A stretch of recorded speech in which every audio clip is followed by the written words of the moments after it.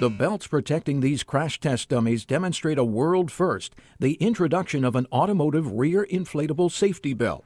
This technology is extremely important because we're combining two safety features that we know have a track record for saving lives. That's seat belts and airbags. And by having an inflatable seat belt in the rear seat, we'll add additional protection for the rear seat occupants. In the blink of an eye, vehicle sensors will determine the severity of a crash. If required, each belt's tubular airbag inflates with cold compressed gas that flows through a specially designed buckle.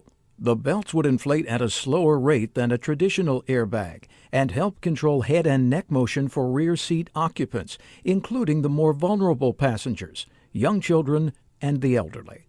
Dr. Flora Winston of Children's Hospital in Philadelphia notes that safety belts play an important role in helping to protect children.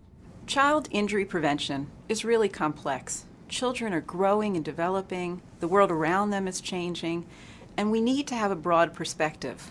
Ford's inflatable belt helps spread crash force protection over 5 times more of the body to enhance head, neck, and chest protection.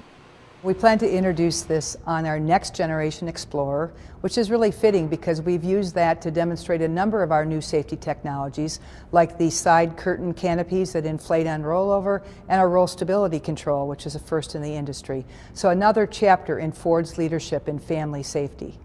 The inflatable belts could also help increase the relatively low rear belt usage rate, as Ford research participants say it is more comfortable than a traditional belt, with more padding and smoother edges.